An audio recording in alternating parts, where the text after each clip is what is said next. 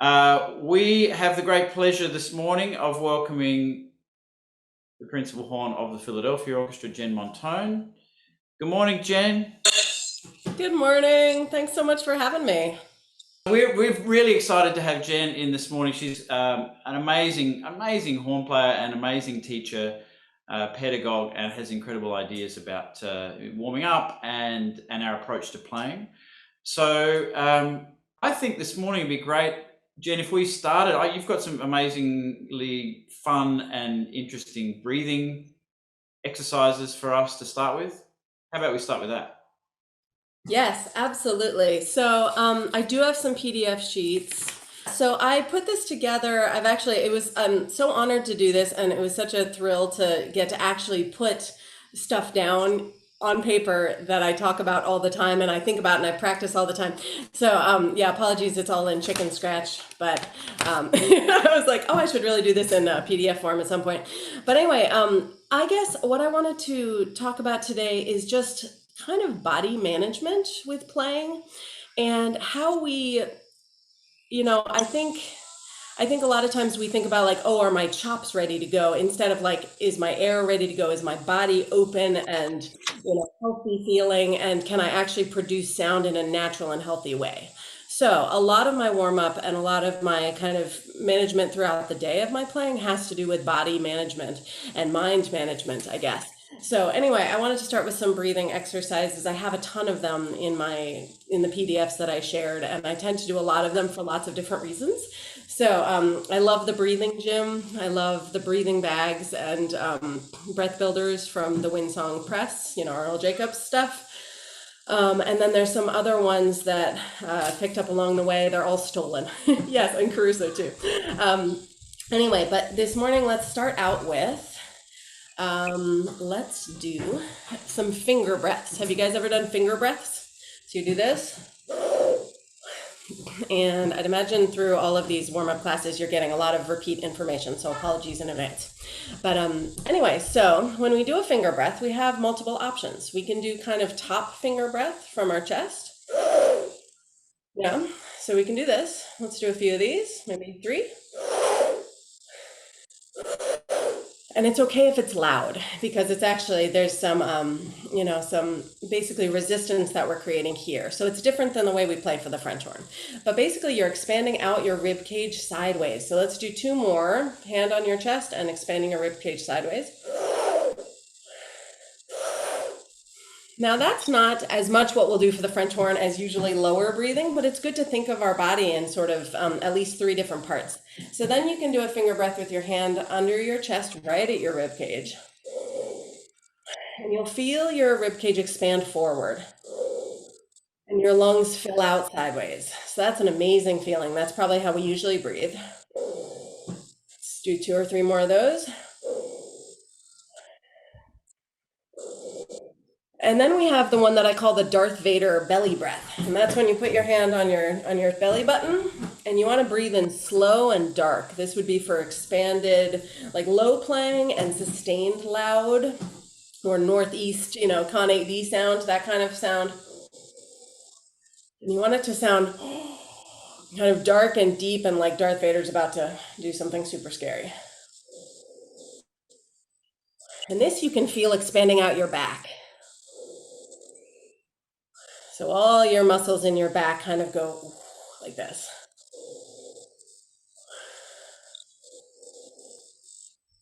Yeah, I like that one too. And the thing that I love about just thinking about breathing separate from the French horn is that then you can kind of choose what you want. And I think artistically, it's amazing to have your artistic and musical goals be related to your physical foundations and your warm-ups and your healthiness and all those things. They should be like a good married couple, a good best friend pair. So the next one I wanted to do is a quadrant breath, which is a Sam Palafian thing. It was from Tanglewood a million years ago. And basically it's 2 different breaths together. It's like a belly breath, which is sort of a yawn breath. You'll hear Freudis talking about yawn breaths. Mark Almond has a great idea of putting your tongue on the bottom of your mouth when you breathe. So that's that belly breath. So you would do 4 beats, putting your hands up to here, and then 4 beats of that rib cage out breath. So you're kind of using your diaphragmatic breathing. And then and for the first 4 beats, you would do diaphragm and deep belly breath. And then for the top 4, you would do rib cage out and try to keep your shoulders down when you go up to the top. So it's an 8-beat breath in and then an 8-beat breath out. So you guys ready? I'll move back to this one. So exhale, 1, 2, exhale. Now belly breath.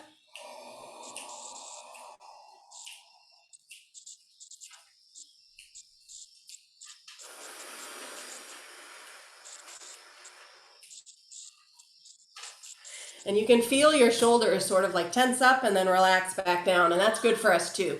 Shoulder tension is always a big deal with horn playing just because of our posture forward. So one more time. So deep belly breath for 4 beats and then rib cage expansion for 4 beats and let your shoulders kind of release. So exhale, exhale, exhale. And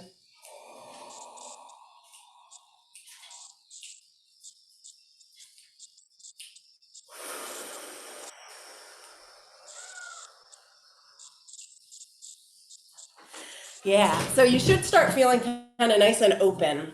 And obviously, the things like the breath builder and the breathing bag are good if you have those tools, but you can simulate those anyway too. So, breath builder is that thing with the ping pong ball inside a tube, and that's basically just for inhale and exhale being continuous. And then the breathing bag is, of course, the more expansive open blow, open breathe, open blow, like very natural. Yeah, about the shoulders. You were worried about the shoulders going too far up. Yeah, I think they do go up and then they come back down. I worked a little with Dinka Vlakovic, Radovan's wife, and she talks about like sometimes if you feel body tension, it's a little hard to just tell your body like, don't be tense. It's kind of like, don't be nervous. Whatever you do, you're like, ah, right? So sometimes it's good to like lean into it. So you can like shoulders tense and then breathe it out. And same with any body tension, you can increase it and then let it relax. And if you do it with an exhale, it often really does work. So that's kind of an interesting thing about tension release with body muscles. So my last one, and I'm trying to talk fast because I know I talk too much. So I'm going to just do it really fast. So call me if you ever have any questions. I promise I'll do it slower. So the last one is inhaling with a nose breath and exhaling with a humming. And if you get nervous a lot, you can reset your entire nervous system by doing like 20 minutes of this laying down. So with feet up and, feet up like in a V. So it's a really nice way to kind of get all of your body down. We'll just do a few of them. So you nose breathe in for maybe like 4 slow beats and then hum out for 8 beats. And it's super relaxing. And you want to feel that inhale and exhale naturalness, because that's kind of that's the starting point of our production of our sound is just inhale, exhale, no like, nothing like that. No tension basically. So we'll exhale. So exhale, 2, 3, 4. Now nose breath in.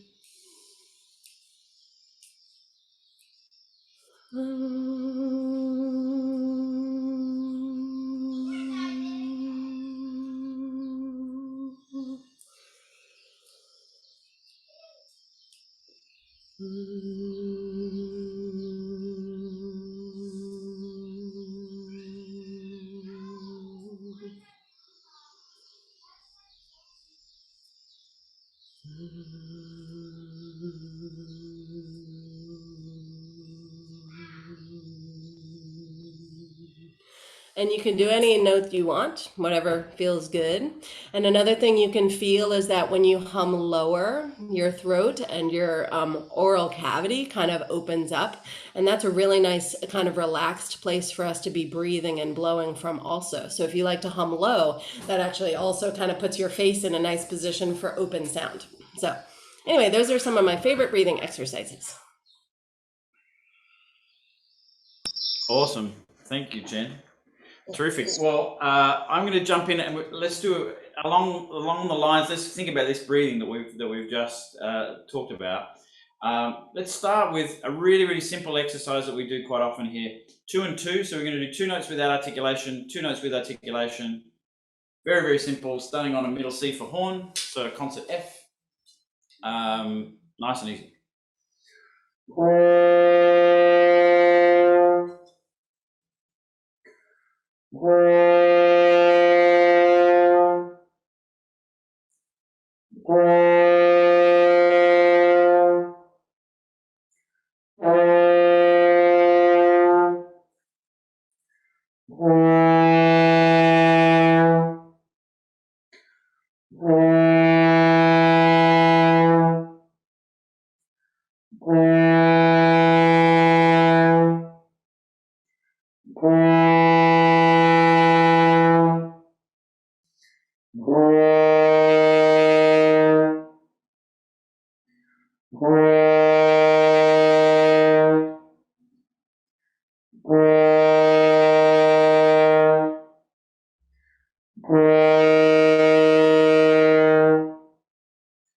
Okay,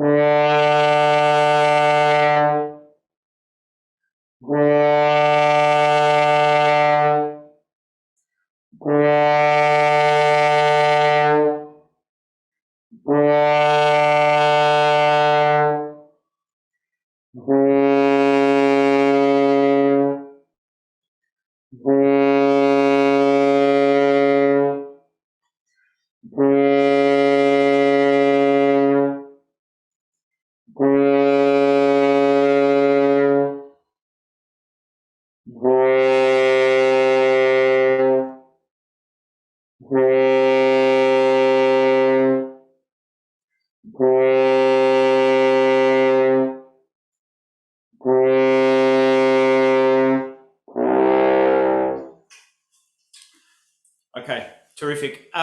So, Jen, I'm sure everyone here would love to know what is it like to play in the Philadelphia Orchestra? Oh, well, it's lovely. I think you and I would both agree that, yeah, it's something we've missed the most this year is playing in a normal orchestra in the scope that we always get to. I think we're all kind of in some sort of chamber music, chamber orchestra, kind of construct, if we're lucky. The poor Curtis kids have been virtual all year, and I think they're about to eat their arms. They're just like, I am really sick of playing for my parents and off my backyard patio. It's like, oh man, yeah. So anyway, but yeah, I think the Philly Orchestra I've always loved. It's a very small, like a close-knit family kind of vibe. And yeah, it's got all this tradition, and so there's all of sort of these belief systems that are very integral to it. And I love that about all the different orchestras of the world. They all have their own feeling, and it's a really neat thought. I remember a coach of mine once, actually, well, it was Sylvia Alamina, who's second horn in National Symphony from a while back, former second, and she said, like, when you're taking auditions, it's like it's finding the right fit for yourself. It's not always just like, are you good enough or not? It's like, kind of, it's got this personal feel. And so yeah, it's like Philly the sound and Philly the vibe and kind of the musical belief system. Like, it's a really nice fit for me. So I'm always like, I feel really happy here. Oh, awesome. Yeah, terrific. Yeah, I've really enjoyed hearing the broadcasts that you guys have done, the captures on the stage. Beautiful playing, and it looks cool. It was nice for you guys to play inside. We haven't been able to play inside yet as an Yeah. orchestra. I know it's like interesting how every orchestra is different. Yeah, we recorded a boat ton of music. It's like in the fall, basically. So it looks like it's live, but it's not. Like, we haven't played since January 14th. We're on a break right now. But what we did was we recorded all that stuff. It was like, okay, like Monday is Schubert Unfinished and Siegfried Idle. Tuesday is, Beethoven 2 and, like contemporary pieces or whatever. So yeah, it was just like a boat ton of music, and you're just like, oh my gosh, and then it's like, okay, like play through it, then record it, and then it's like, okay, that was okay. But it's definitely better than nothing, and I'm glad our management figured out a way to be creative and get stuff out there. But Yeah, you guys have been outside? yeah. We've been playing at the Bowl. We've done some recording stuff for what they're calling Soundstage. That they just released over the weekend. So. Yeah, that's been different. We're in a three-sided plexiglass box and 12 feet from anyone else. So it's a unique way to play, but Yeah, it's it something. definitely, yeah, it's definitely different. Yeah, that's how we started too, and we've been moving closer together, which is a little questionable safety wise, but so far it's so good. We'll see. Yeah, exactly. All right, cool. I'm going to do one more, and then we're going to go back to Jen for some more movement on these exercises. We're just going to do the simple chromatics that we do. Starting on middle C, we're going to go down an augmented fourth. Just focusing on, as Jen was saying at the beginning, just nice feeling with the breathing, nice relaxed air moving out. We don't need to use the tongue for these ones. Just nice and simple.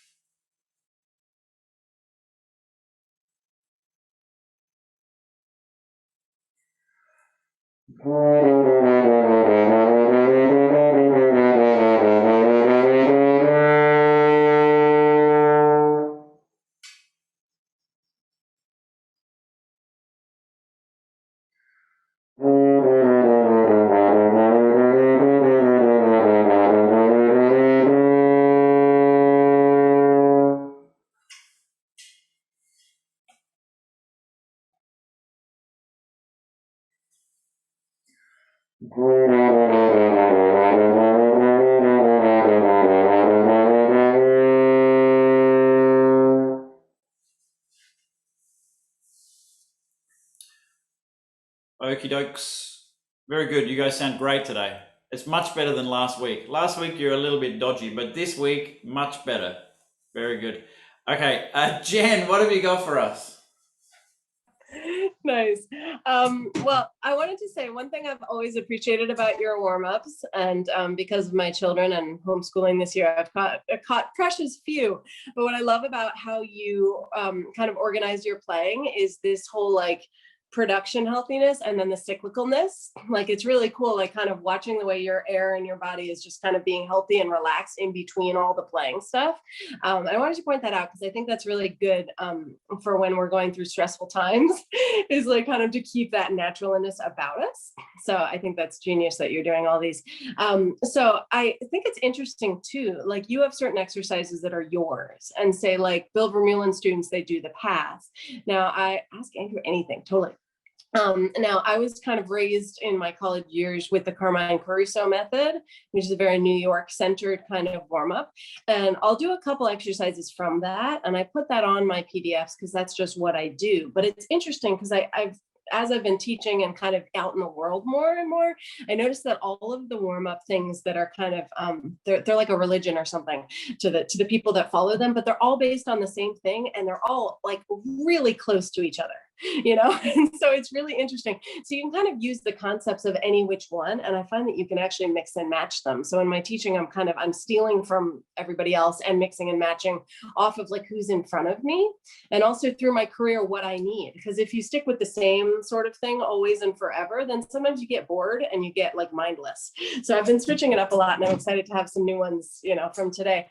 But the ones I wanted to talk about from the Caruso method are the snakes and noodles, because I find them the most helpful with flexibility and connectivity of air through different registers. And they're really good also for like evening out register breaks. So you might need to pull up I don't know if you've put up now the PDFs of the Carmine Caruso things. We're gonna do a noodle. Yeah, I think we and they'll be in the chat as well. So that will be, you need to grab them. Yeah.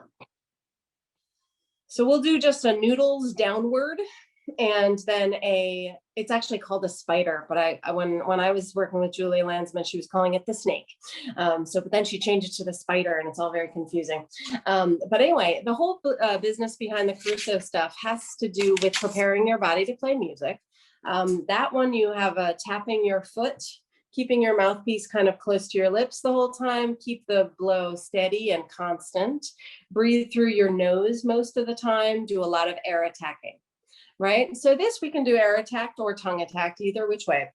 But it's that steady blow and the steady time. And that's kind of the thing underneath Caruso. And what I love about it is that it helps build you a foundation, and same with all the other warm-up things. If we do it all with kind of a nice steady time and a nice steady blow, then you put, like, in my mind, pillars underneath your beach house. And that's a concept that I love anyway, that we'll probably talk about later, but it's sort of like foundations under your beautiful creation, basically. So we'll start with a noodle down, and you can do these any speed, any volume, any articulation variation you want. You can do noodles up, which I'll show you too. But we'll do.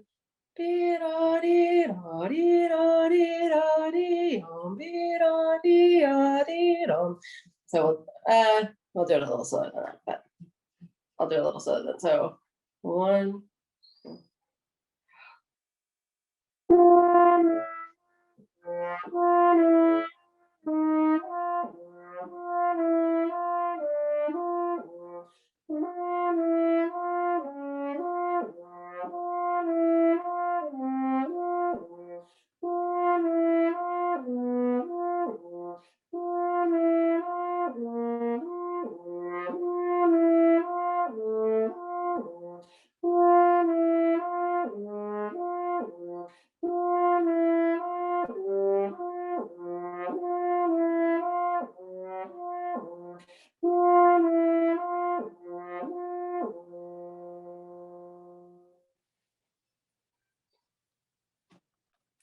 Was that too fast? Maybe.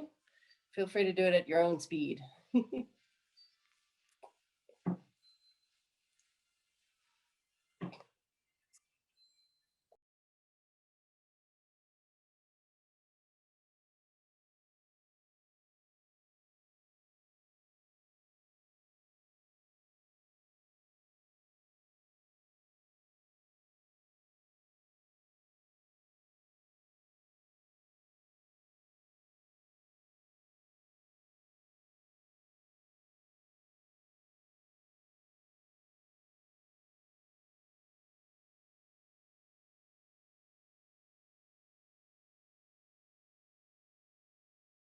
Jen, are you still there? I've lost you on my screen.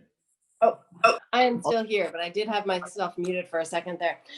Good. So great. So the connectivity between the registers is the important thing. There's also reverse noodles, which I love, which would be like this, but you don't have to play this one because it's not written out.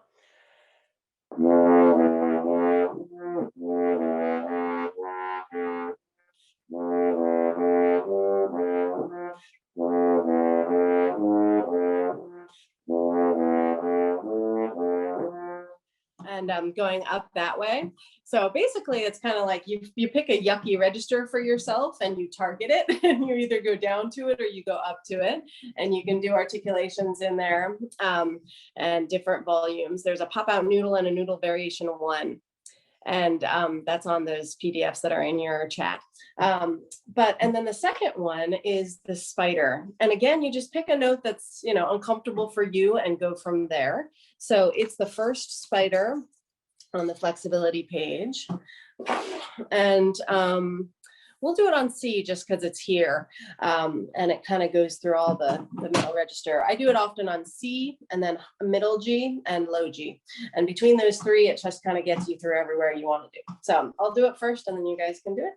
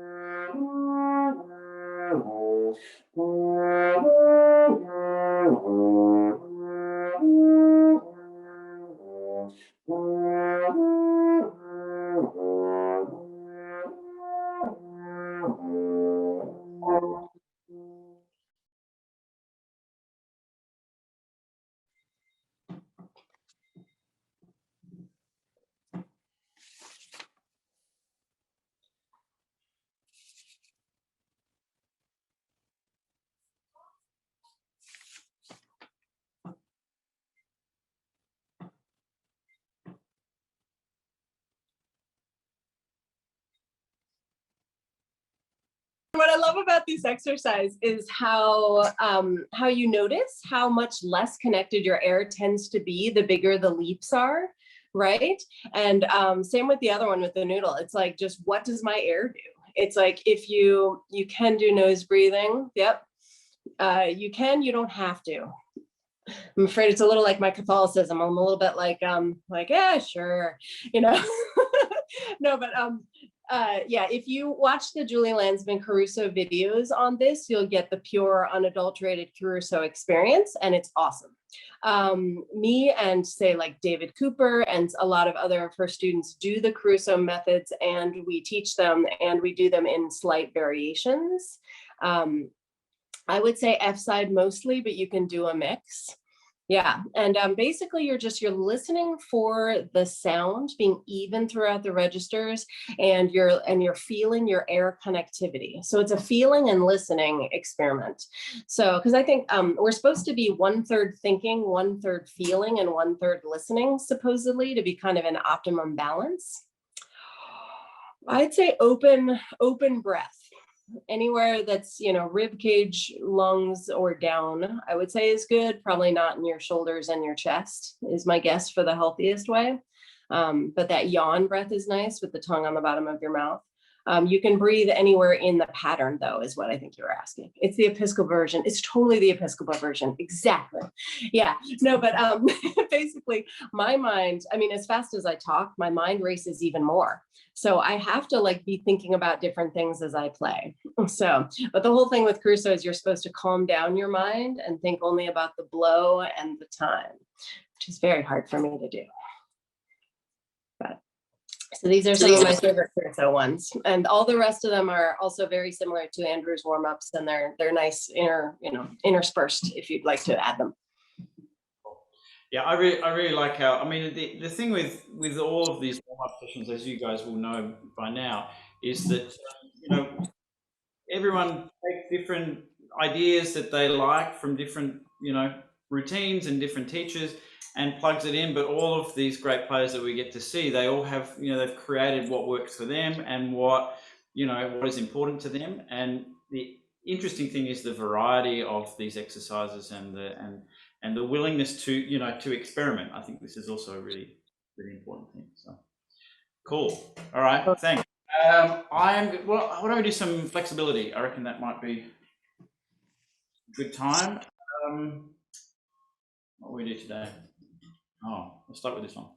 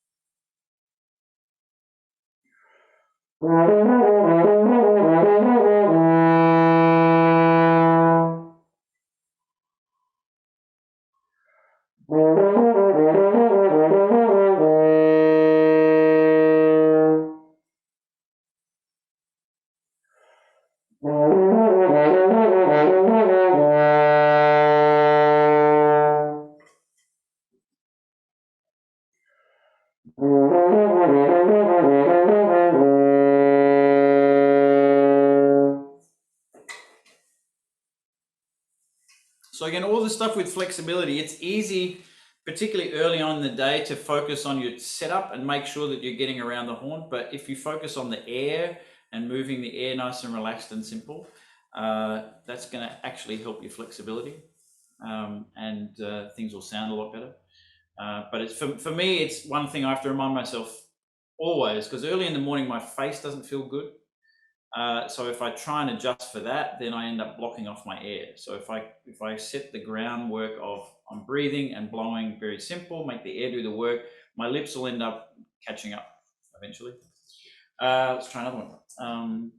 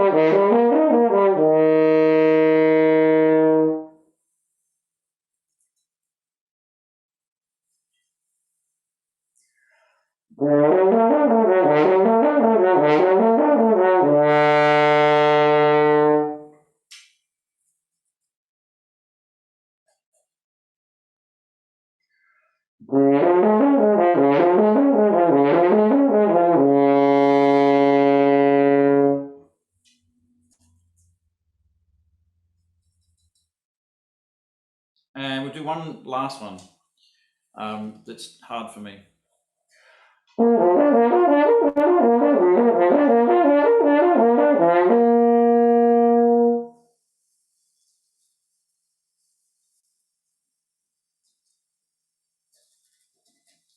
And with the flexibility, I'm always making sure, and as Jen was saying, like with the snakes and ladders and spiders and turtles and other stuff, I never know which animals they're supposed to be. It's always like always get it wrong. I have to ask Austin. Austin always knows. He's always the no, he doesn't actually. That's not true. That's totally false. That's not true at all. Yeah. But I have to think, as Jen was saying, like with the connection of the air as the intervals get larger, as the difficulty of these flexibilities gets larger, I tend to use my face more. And what I want to focus on is thinking of this sort of like roller coaster feeling where everything is connected with the airstream, and then I'm sliding in between the notes, and then those notes are just getting run into rather than me trying to grab the notes as I go through. So we can think about that with this one. If you need to go a little slower, that's no problem.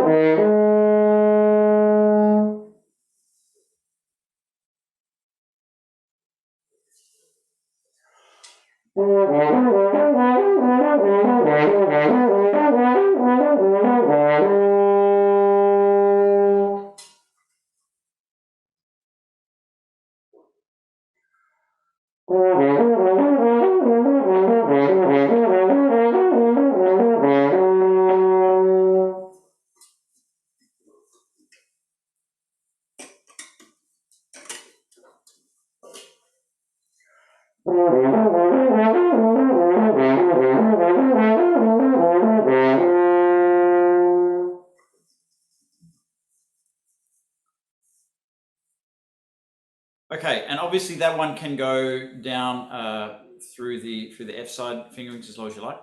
All right, Jen, what have you got for us? Cool. Well, I'm trying to remember where we are in your program. Let's see. So I was going to say, I have a lot of yoga in here, and it has to do with exactly what you were talking about basically the using your air instead of your face to kind of go for all of the notes, not doing the grabbing thing. For me, it's like there's this correlation between what we do on the French horn when we're playing really healthily and well and kind of in the zone physically and mentally and emotionally that relates to yoga very strongly for me. So a lot of these like sun salutations and things like cat and cow and the child's pose, there's a chest expansion forward fold, Rishi's pose. You can you can Google search all of these. The only one that's mine that I forgot that is not anybody else's is the snow angel one, and that's just laying down like this, like and with your legs out and then putting your opposite leg to your opposite arm. And it's kind of like a snow, it starts as a snow angel and then it ends up just stretching out your hips and your, yeah, exactly. I'm really not going to do that in front of anybody publicly, but, but anyway, it feels amazing. You just get your foot as close to your arm as you can, to your hand as you can. And it feels incredible for your shoulders and your hips. And yeah, so kind of like that, using your mind to control your body and being aware of your body, like at every moment. Like, I think that's what mindful, like, warm-ups and healthy playing is. And like when we're playing big, heavy stuff, especially, like if you're mindful of the air coming in and then the connectivity of the, like, of the blow and the line, it's just an amazing feeling. So it's kind of like, I think in this time of not playing a whole lot of big, heavy stuff, it's a really good time to double down on all of these kind of body related items. So I was going to talk about that. And also, I did want to talk about, so building your own beach house and creative ingredients, which is on my general thoughts little page. So for me, like the beach house concept came when I had these 2 injuries and I felt very unstable. And I noticed that I'd be playing at work and I'm like, I feel like a beach house that was built like the 3 Little Pigs or something. I feel like a unsturdy beach house, trying to be all fancy and musical and special and, like emotive and exhilarating and all this. And I'm like, and I'm about to get messed up by that big wave, like about to be. And it was just physical weakness because I had a back surgery and I had a back injury and I had 2 C-sections that ended up with an abdominal tear in my stomach. And I had a jaw injury from a car accident. So I had like a boat ton of physical things. So if you ever have any physical things, I'm here to chat. But yeah, it had like made me feel like, okay, my foundation and my pillars need to be stronger. And then I'm like, you know what? All of us need that. Like, it's why preparation gives us good performances. So like for me, breath, blow, time, and my mind are the 4 things that if I can get those 4 things under whatever I'm trying to express, it's very balanced and it's very foundationally strong and stuff doesn't just ooze away. So that's something that's kind of cool in my life lately that I've been obsessing about a bit. And then the other thing I've been obsessing about lately is creative ingredients of, like, your tongue is like a paintbrush, like brush strokes. Right. So in the last exercise I want to show is these arpeggios, and it's all about like air to tongue balance. But when we use our tongue, it's like we want to be healthy about it and we want the tongue and the air to be balanced, but we also want it to be artistically related to what we're trying to be. So like Beethoven's 6th tongue is very different from Shasti Cello Concerto, which is very different from Brahms 3, which is very different from, XYZ. So it's like all these like, and then our air is like the color and the sound, right? So you're painting with colors, you're painting with brush strokes, and you're creating a picture using these physical elements. So like all of this stuff can be very artistic, and I think keeping the relationship of that. Same with time, like the subdivision, like when we subdivide for our warm-ups, it's easy to just be like, okay, metronome, blah. But it's like then when we have like,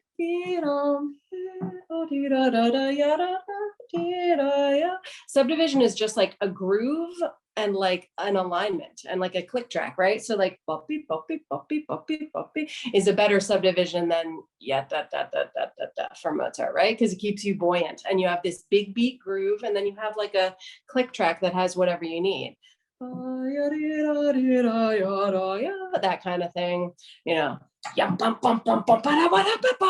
you'll be way more badass if you've got that subdivision than if you're like clicky click, right? So kind of artistic usages of physicality. And I wanted to bring that up to this group because there's so much good physicality and we're kind of missing the artistic point in our lives right now because we don't have our ensembles. So I think it's cool to use all of these things in like a way, like you can just think about how would I use this? What pieces would I use this warm-up towards? Like the elements that I'm sealing in with these warm-ups, what would I use it towards?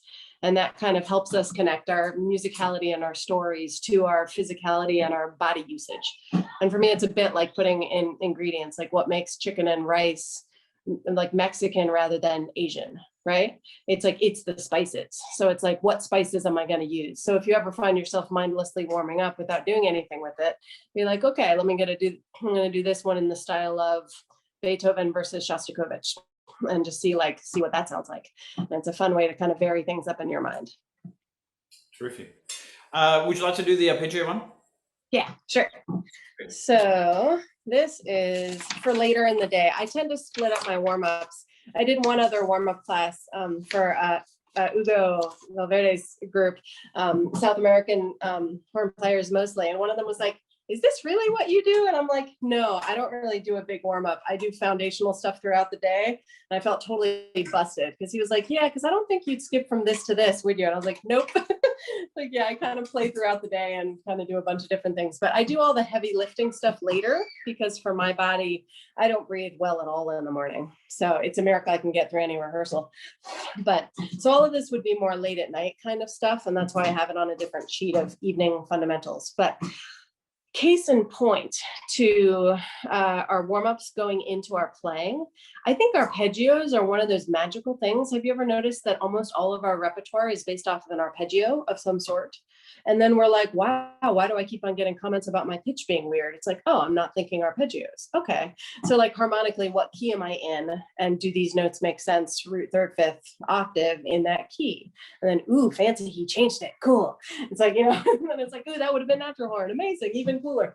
Right. But so this arpeggio I like because it's got that element to it because it's on the evening fundamentals page, it's number 2, and you go up slurred, and you can do this in any key, but we'll just do it in C because that's where I have it written out. And then the second one is in F major. So basically your C is down, become your dominant. So it's F, A, C, that kind of thing. Sorry, it's chicken scratch. And then you would go back to C major, but you would do it legato articulated. And I don't know. Maybe we can do that. We may not have that page. Okay. Maybe I'll just do it and you guys can imitate me. If you do it, that's great. We'll put it up in the IM community after the session. Yeah. Cool. It's not very hard. I'll split it up too so that it's not too much. But yeah, so basically we'll do first a C major arpeggio slurred 3 octaves. And then we'll stop. And then I'll do basically kind of, it's like F major, but slurred in the same pattern. And then you do and then we'll stop and then we'll do a legato one. And the whole point with this is the arpeggiated thinking, as if you're playing Don Quixote or Fidelio or basically any Beethoven. And then the other thing is pickups and downbeats, which are such a big deal with phrasing. We all get yelled at for wah-wahing and being vertical and being bumpy, especially through our middle register. So if we can have in our warm-up a thing where we have direction and we have like, I can connect 2 notes. Yes, sir. I can connect 3 notes. Amazing. I can even connect 3 pickup notes into a downbeat. Holy moly, right? So it's like kind of connecting notes in a way physically that then works towards our music. So for this, it would just be 2 pickups into a downbeat each time you're going to the root. So I'll do it first.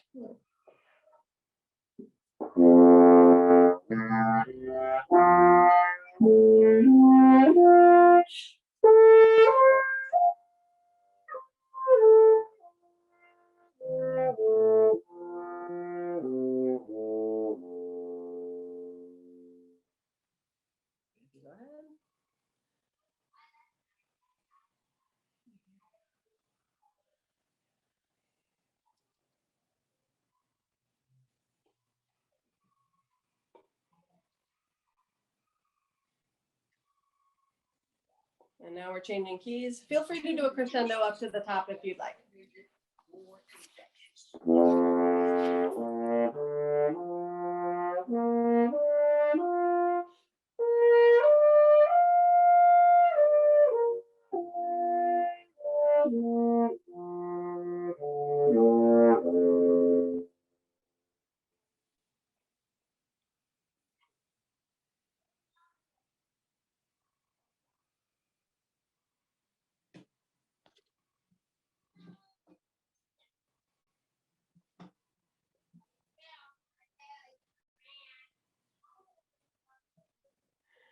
So you can probably hear my kids doing their video games upstairs. There's a educational math game that is not very educational. But I was like, you can totally do that for an hour and 15 minutes.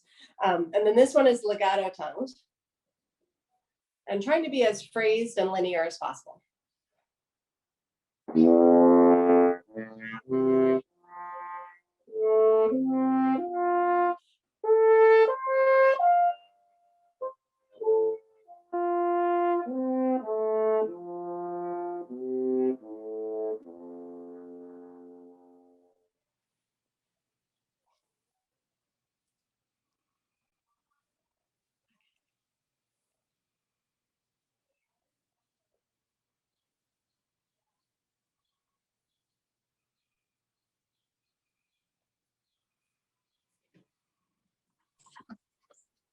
I Fantastic. saw some very nice open breathing there, which is good. And I saw like open shoulders, which is great. It's easier to get kind of irked up when we do arpeggios and go up high. So good job keeping everything down.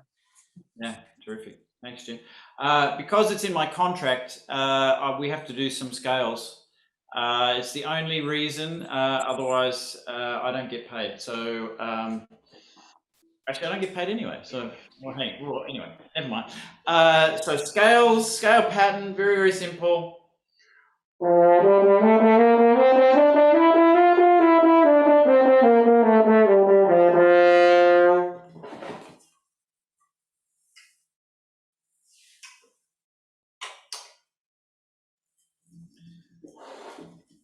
I'm already nervous. Today's been a rough morning. I've wrecked the camera. We've kicked everyone out of the session.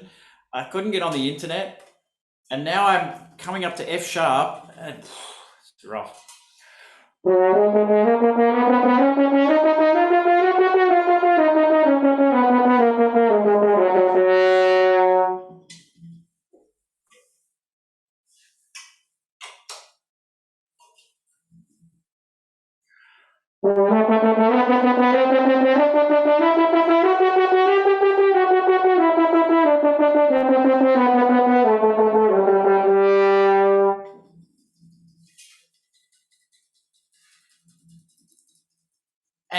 And without a word of a lie, my first valve is now starting to stick. Just to let you know this, right? So I now have an excuse.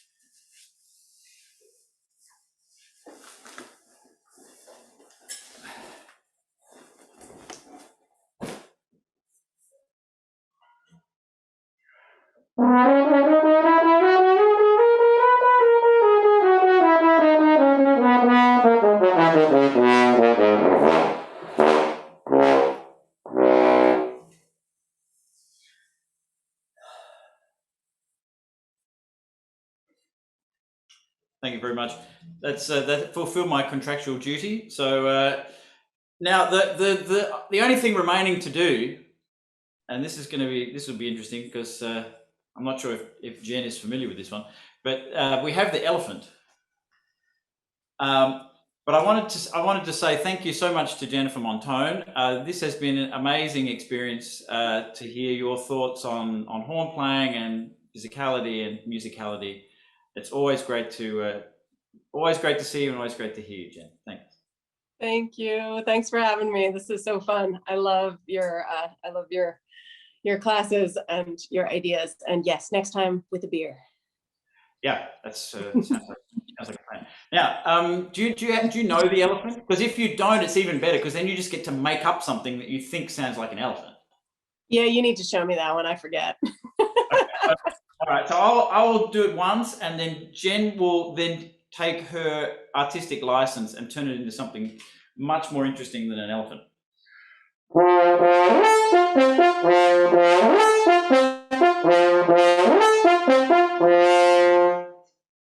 Okay, now for Jen's take on the elephant.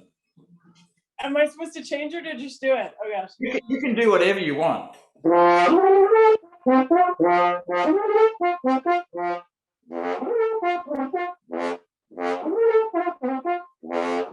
Oh yeah, that's great. I'm gonna remember to mute myself before I try that.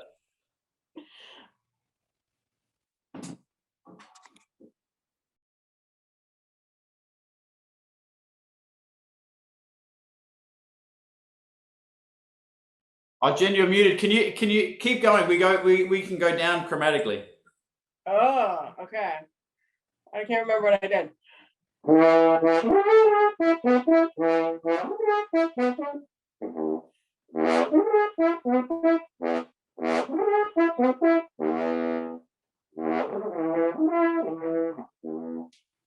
All right, terrific. That's awesome. Awesome. Ernie, White flag. White yeah. flag flying. Oh God. Thank you, Jen. Thanks, Anything else? Andrew. You're awesome. Bye, Good. guys. All right. Thank you, everyone. Bye.